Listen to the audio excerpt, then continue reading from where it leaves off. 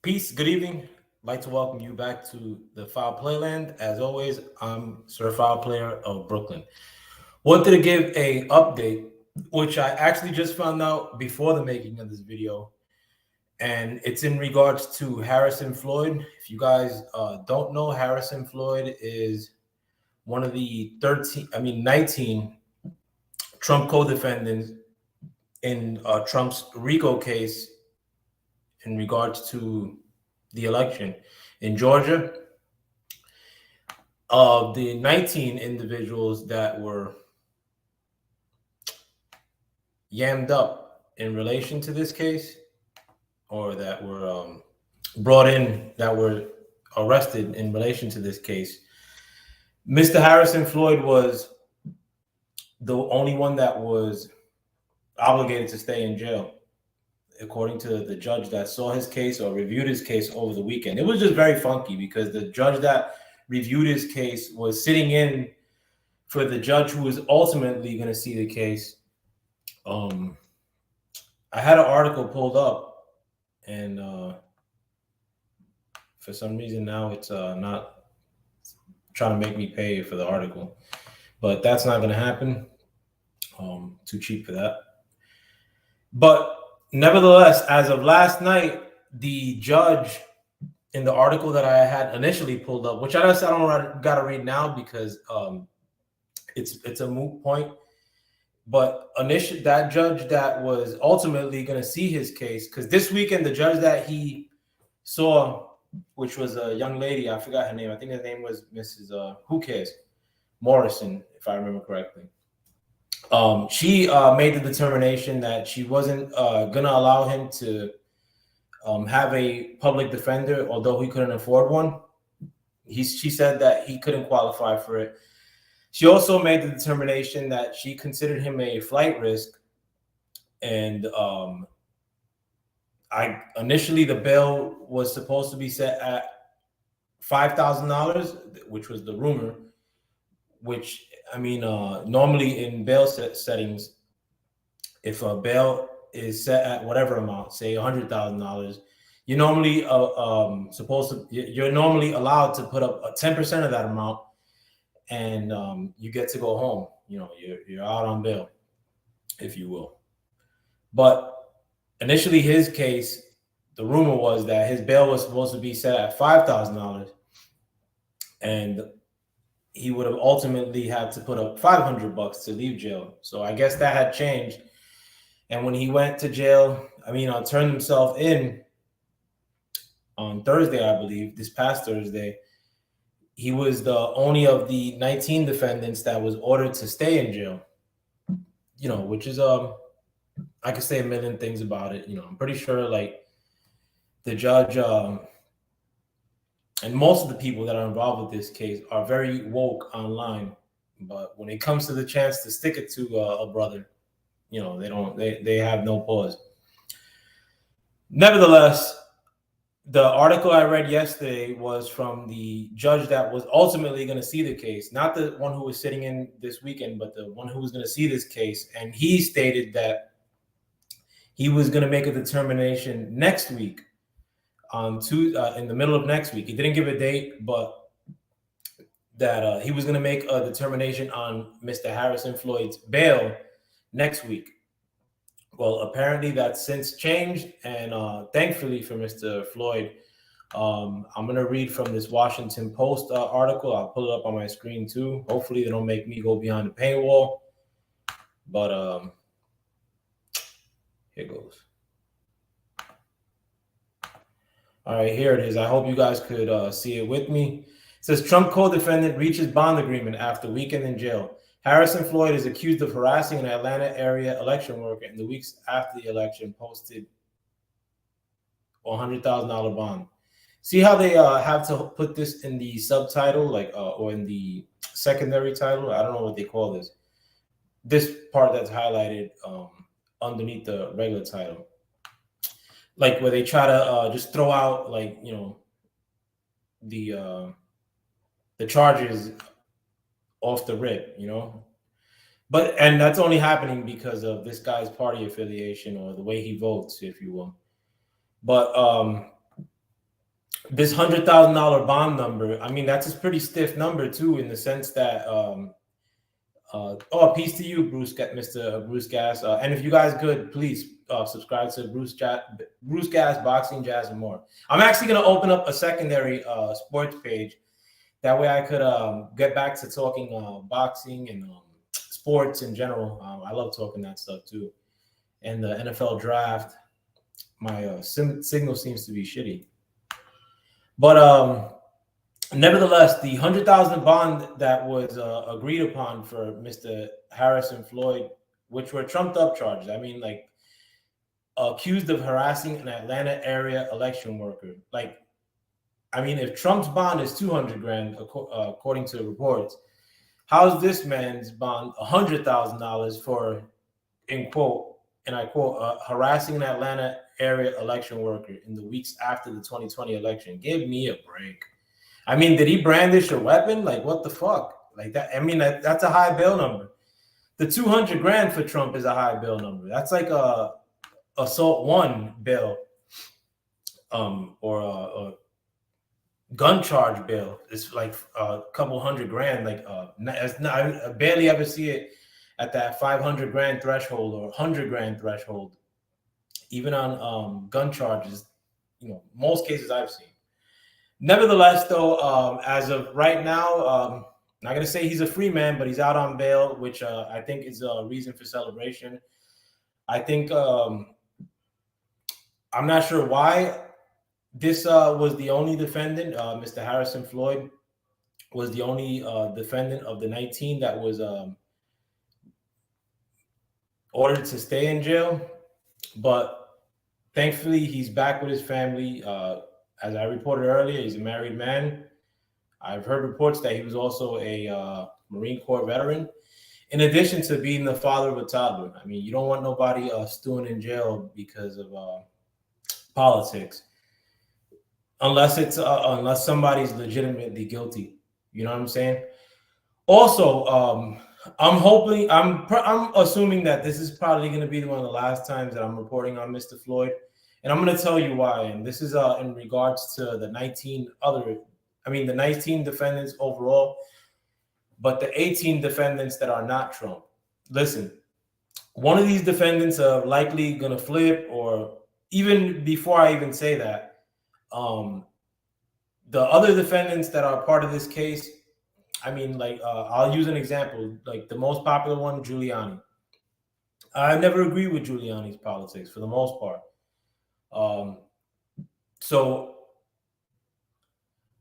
unless these people are like ride or die, like with Trump, or like if Trump starts to act funny and switches it up politically, which I haven't seen. Trump, the reason I like him is because he has convictions and he sticks to his guns, and his politics, for the most part, align with mine. But having said that, if one of these other guys, like, which I don't know nothing about most of them, I mean, with the exception of Giuliani, maybe, and forgot the lady's name who was one of Trump's lawyers in regards to an election case in the past. Having said that, though, if one of these people switches it up, you know, that doesn't mean that, you know, oh, well, it's egg on my face, because I'm only here for one guy as far as this case goes, and that's Trump. Yeah, I did report on Harrison Floyd. I mean, because he was stuck in jail, in addition to the fact that he's a bro. But outside of that, like, and I say that more in the sense that, like, I know how the justice system works in most cases. And let me stop sharing my screen. I know how the justice system works. So if one of these dudes flips the script and turns on Trump, that's not egg on my face. Again, I know I know how these things play out, and we'll see where things lie at the end of all this. I don't think nothing's going to come of this case. I think that hopefully that Trump gets the chance to provide evidence of what he's claiming in Georgia. I'm not going to get my channel kiboshed, but what Trump's claiming in Georgia, I think that anybody should be able to talk about anything.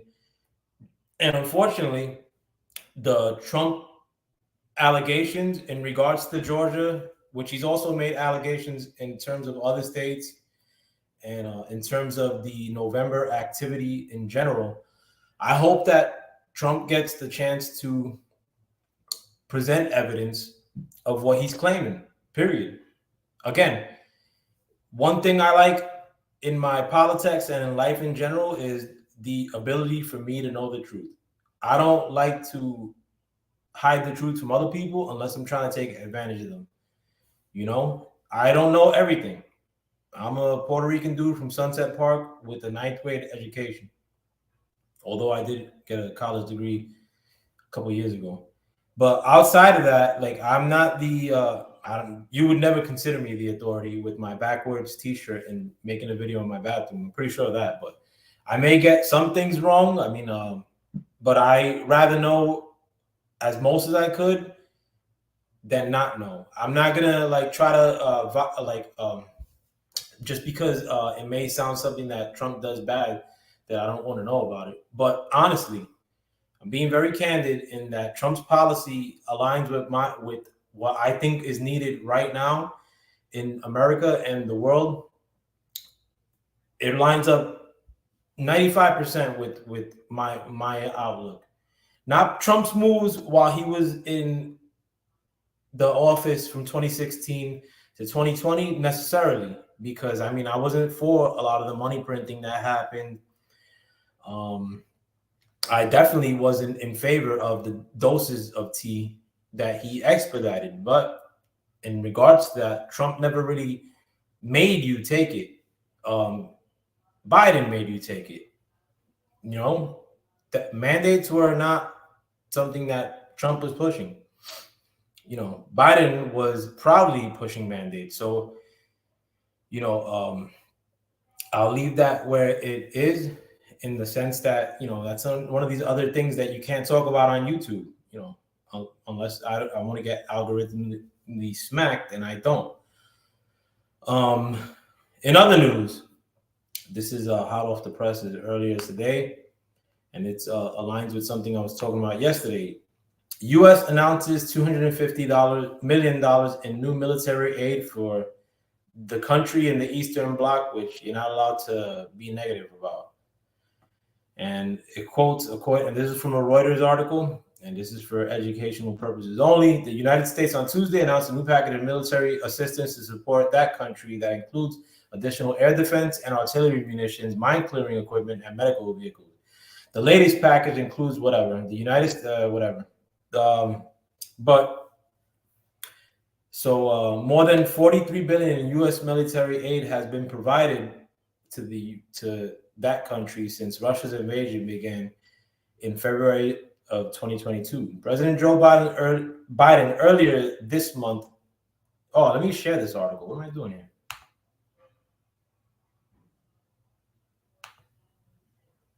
I'll start from where I left off. There we go. More than 43 billion U.S. military aid has been provided to that country since Russia's invasion began in February of 2022. President Joe Biden earlier this month asked Congress to approve an additional 24 billion in assistance. Now that's some bullshit. I mean, and you know, again, you're gonna find a lot of people that look like me and that don't look like me that may hate Trump, that had a false equivocation, if you will, in relation to Putin and Trump, and you know, that are pro anti-Russia, which I'm not pro-Russia or anti-Russia. I could care less. But that they don't care about us sending money in that direction now, or in 2022 when it first popped off. And I made videos in 2022 when this thing first popped off. I said that war was capped because I've seen war firsthand. War is basically like tear a country to shreds and talk about it after the fact.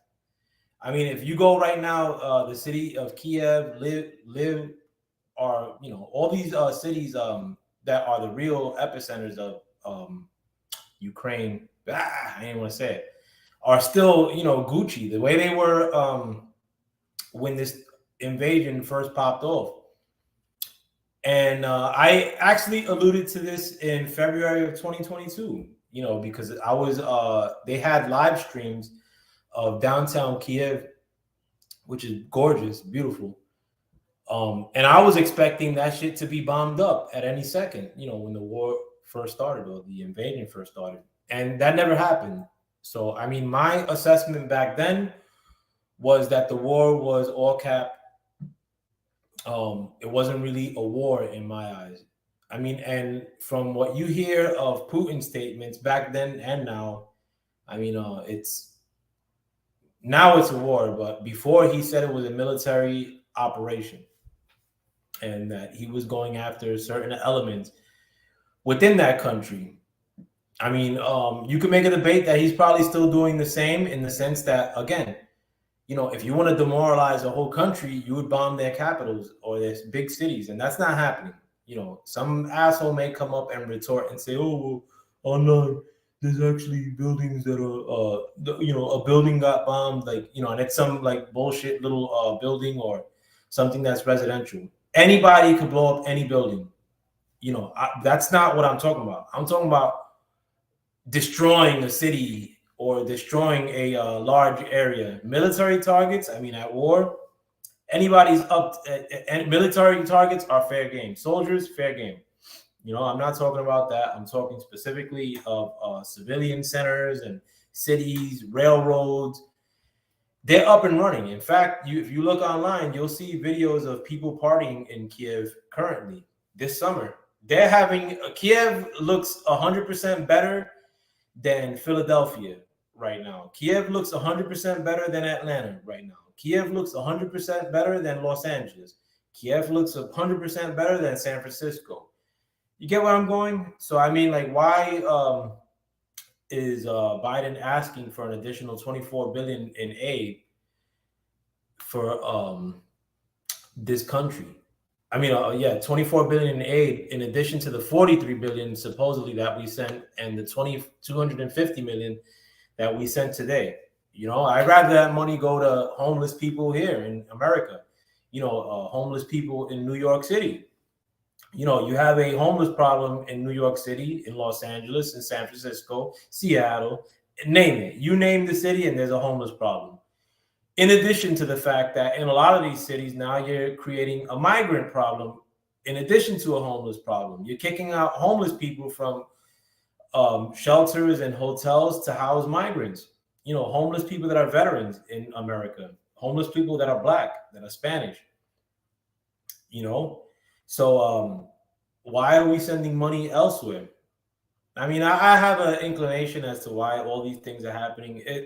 I subscribe to the notion that there's a major falling apart with the powers that be in the world, in a sense. That's just my assessment. This is my assessment. I'm going off on the foul play end.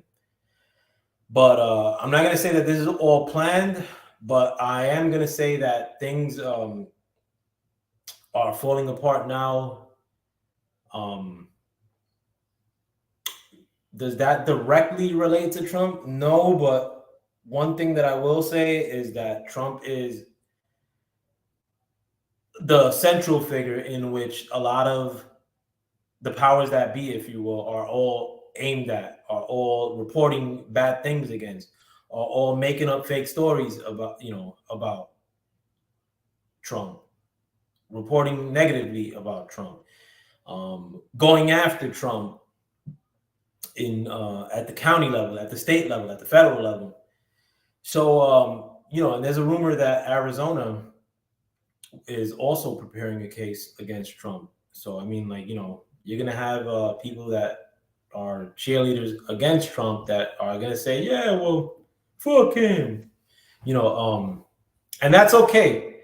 But little by little, I mean, one good thing about the world falling apart, which I think the world is falling apart. I've been saying the world's falling apart pre-COVID.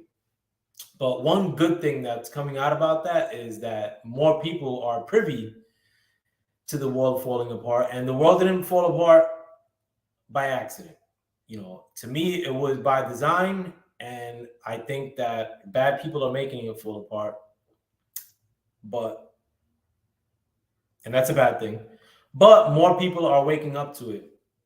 If I had any recommendations, I've done this in the past, or I've said this in the past. Buy yourself some precious metals. Always keep your house equipped with 2 months worth of food if you could. Not that expensive. Every time you buy food, buy yourself 4 cans of beans or corn, and not so much corn. But you know what I'm saying. Buy yourself, keep 40 pounds of rice on hand if you could. Um, whatever you could to help yourself in a bad situation. I mean, I would always subscribe to that. Start clearing your closet of bullshit Jordans you don't need, or stupid clothes you don't need, and start putting stuff that you will need in a bind. Because I think that the world could flip on its head from 1 second to the next. In fact, I think that I could, if I had to make a bet whether the world will continue going as it is now, or see us ourselves in a really shitty predicament soon, I'm gonna go and bet on the latter. Will that last? I don't know. I think, with this whole fact that a lot of people are waking up to the game, that maybe they team up and get us out of our predicament. Maybe their kids or your kids wake up in a world in which they say, I got to make change, and they could be the change for the whole world. One little pebble that ripples in a small lake, and that could be your kid. So, at the end of this, this is not me going. I don't have anonymity with liberals. Besides white liberal women and white liberal men that are fully entrenched and think that Spanish or Latin people, Black people can't think for themselves. And that's what we got, honestly. Because you get off that liberal, I don't want to say the liberal plantation, but get away from liberal thinking and you become the enemy. They may not go at you outright, but go to a school board and say some things that go against the liberal agenda as a Black man, and see that they don't plan to get you out of the next meeting behind closed doors. Like, well, they'll say, oh, well, he can't show up, behind closed doors. They don't want your opinion. They don't want your voice. Otherwise, you'd see a bunch of Black people and Latin people in Congress, in the Democratic Party, that are controlling it outright and have all the clout. They don't. The minority leader right now, I think Hakeem Jeffries, he's a nobody. He's an idiot. He has no clout. They only gave him the reins right now because they're the minority in the House right now. But believe me, and I know him from New York politics, as far because he was the congressman here out of New York. He's an idiot. Just like I knew Eric Adams was an idiot. I've actually been to a party where Eric Adams was at. Idiot, total idiot, corrupt. Even before he became the mayor of New York, when he was the Brooklyn borough president, he was an idiot then. He was a glad handler then. He was corrupt then. And I'm not saying I'm totally in tune with everything that happens politically, but because I don't have to be. At the end of the day, like, I look at a lot of these things as characters that are just operating. And at the end of the day, ultimately, I just want what's as much as I could of the land in which I live, which I consider my land. I don't consider it the white man's land. I consider it foul players' land, period. Foul players' families' land, period. I'm not shitting on your family to get mine. I mean, unless your family's trying to take mine, or unless you're trying to take mine. And do I consider conservatives really trying to take mine? They are. I mean, but I consider liberals and their agenda trying to go after me and mine a lot more. I consider liberal and their agenda um, as the more immediate threat to me and mine. You know, when it comes to the, you know, what they view me and mine's not having the know-it-all or the wherewithal to operate our own lives. Um, in terms of like the debauchery that they want to present to me and my children or my family's children, you know, that's what I think is the most immediate threat, if you will. But you know, I'm just going off and blowing gas. But I'm gonna end this video now. I hope you guys enjoyed it, and I hope you guys have a productive work day tomorrow if you're going to work. And if you're just finding my channel now, I thank you for even stopping by. You know, I'm gonna try to do things every day. And again, I'm getting algorithmically smacked because of the nature of what I'm talking about. But I'm not here to make bread, or I could honestly care less. I just want a platform in which people could air their grievances out or like talk about these things candidly, um, and not resort to the company line, you know, period. But with that, I hope you guys have a wonderful evening. Peace.